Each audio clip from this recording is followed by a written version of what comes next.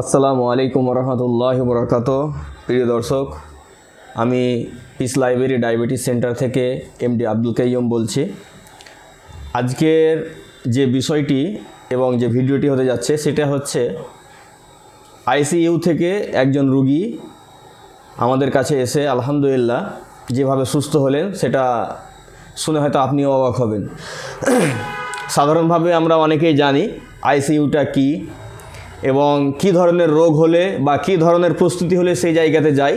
যারা এই বিষয়ে জানেন তারা বিষয়টা খুব সহজেই বুঝতে পারবেন। মূলত আজকে আমাদের সামনে সেই রোগী উপস্থিত আছে এবং তার কাছ থেকে আমরা বিষয়গুলো আমরা শুনব এবং তার আগেই তার পরিচয়, তার নাম আমরা জেনে নেব। তো আসুন। আসসালামু আলাইকুম রহমতুল্লাহ। ওয়ালাইকুম আসসালাম।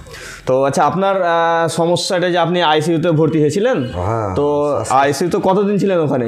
ওটা 5 দিন ছিলাম আমি। 5 দিন ছিলেন। তো তার আগে আমরা দর্শকদেরকে জানাবো যে আপনার যদি নাম এবং পরিচয়টা যদি বলতেন তাহলে সুবিধা হতো। আমার বাড়ি তারাকপুর। তারাকপুর মানে বহরমপুর? বহরমপুর পাঁচুরি তারাকপুর। আচ্ছা আচ্ছা আচ্ছা। আমার নাম বেলাল শেখ। বেলাল শেখ। আপনি থানা বহরমপুর। আচ্ছা আচ্ছা। তো আপনি কি করতেন? আমি এমনি ট্র্যাক্টর চালাতাম। ট্র্যাক্টর চালাতেন? হ্যাঁ। মানে কি পরিস্থিতি আপনার ঘটেছিল, কি হয়েছিল আপনার সঙ্গে? ধরেন যখন আইসি রুমে ভর্তি হই তার আগে হসপিটালে ছিলাম।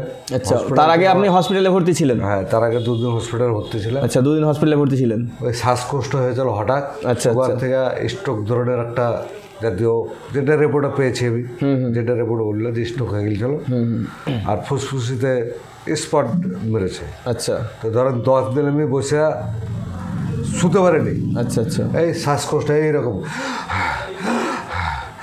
তারপর নর্মাল আইসি থেকে হওয়ার পর আমি এইখানে, তারপর আইসিইউতে ভর্তি করলো আপনাকে, মানে হসপিটাল থেকে তখন আইসিইউতে ভর্তি করলো, তাই তো?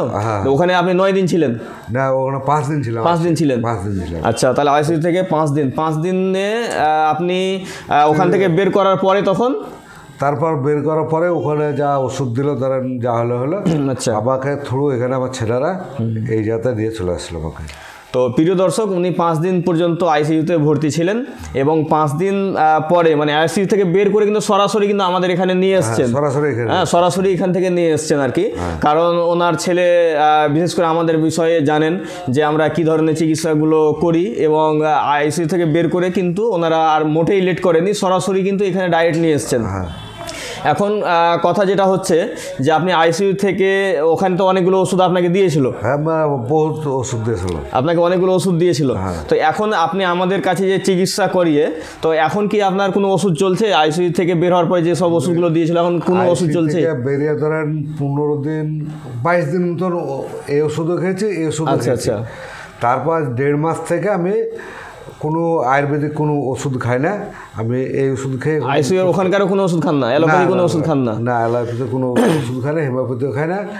কারণ এই ওষুধে ধরেন আমি নির্ভর করা চলছে এখন। তো প্রিয় দর্শক, বিশেষ করে আইসিইউ থেকে বের হয়ে অনেকগুলো ওনাকে ওষুধ দিয়েছিল। আর আমাদের যে সিস্টেম যেটা হচ্ছে সেটা হঠাৎ করে কোনো রুগীকে ওষুধ বন্ধ করা নয়। আমরা সাধারণভাবে সুগারের ওষুধটা হয়তো একদিনেই বন্ধ করে দিই, কারো ক্ষেত্রে 2 দিন হতে পারে।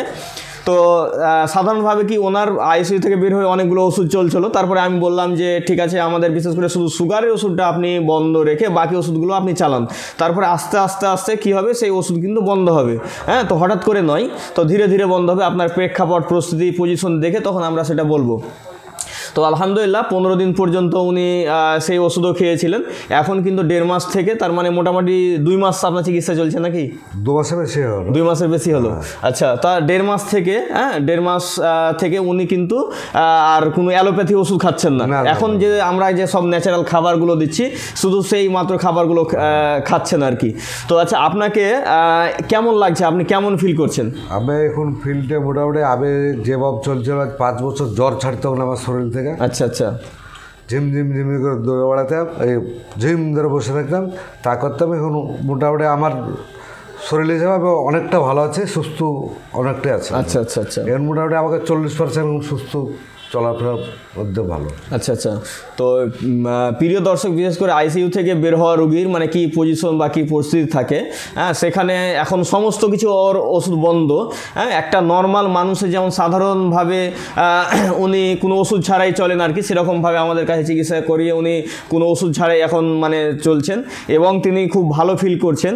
তো এই যে বিষয়টা, আর ওনার আমরা কিছু টেস্ট করেও দেখেছি। হ্যাঁ, সেখানে টেস্টে যে দেখা গিয়েছে যে ওনার যেটা মানে সমস্যা, যে মূল একটা জায়গার সমস্যা, ওনার প্যানক্রিয়াসটা অবশ্য ডাউন হয়েছে। তো যার কারণে এটা বলা আছে যে আপনাকে একটু বেশি দিন সময় ধরে ধৈর্য সহকারে আপনাকে নিয়মগুলো ফলো করতে হবে। ইনশাল্লাহ একটা সময় আসবে, ইনশাল্লাহ আপনি খুব ভালো এবং পুরোপুরি ভালো হতে পারবেন ইনশাল্লাহ। তো আপনি তো দেখছি যে আজকেও একজনকে নিয়ে এসছেন। হ্যাঁ, আমি নিয়ে এসেছি। মানে আপনি যেখানে সেখানে মনে হচ্ছে আমাদের এই ডায়াবেটিস সেন্টারের ব্যাপারে আলোচনা করেন, আমাদের চিকিৎসার ব্যাপারে মনে হয় আলোচনা করেন নাকি? আমি আলোচনা করি, তো যাতে আমি আলোচনা করি যে আমি এখন ডায়াবেটিস হিসাবে যেহেতু 300 ফার্স্টে মনে হয় 400 কত ছিল, তারপরে ওষুধ এখানকার ওষুধ খাবার আস্তে আস্তে এই কমছে বাড়তে এখন আজকে যেমন সকালবেলা রিপোর্ট 116 সকালবেলাতে রিপোর্ট। আচ্ছা, আর গত পরশু দিন খাওয়ার পরে 114 খাওয়ার পরে 114 রিপোর্ট। প্রিয় দর্শক, ওনার একটু ফাস্টিংয়ে একটু সুগারটা হালকা একটু বেশি থাকে, বর্ডার একটু ক্রস থাকে। আর যদি আপনি দেখেন তাহলে এটা তো বর্ডার ক্রস নয়, কারণ হচ্ছে যে আপনার নর্মাল। তার কারণ হচ্ছে আপনি তো এটা গ্লুকোমিটারে করেছিলেন নাকি? হ্যাঁ, 116টা ওই ফাস্টিং গ্লুকোমিটারে। তাহলে গ্লুকোমিটারে এমনি সাধারণভাবে 20-30 এমনি নর্মালি বেশি দেখায়। তাহলে ওই হিসেবে যদি দেখা যায় সেখানেও তার কিন্তু সুগারটা নর্মাল আছে এবং খাওয়ার পরেটা তো আলহামদুলিল্লাহ আরও ভালো আছে। ঠিক আছে, তো ওনার মানে সব দিক দিয়ে রিপোর্টগুলো ভালো এসছে। তো যেহেতু ওনার প্যানক্রিয়াস একটু ডাউন আছে, যার কারণে ওনাকে এর জন্য আমরা সাপ্লিমেন্ট দিয়েছি। হ্যাঁ, সেগুলো যাতে প্যানক্রিয়াসে যে বিটা সেল যে মারা যায়, সেই বিটা সেল যাতে রিজেন্ট হতে পারে, তার জন্য ওনার চলছে।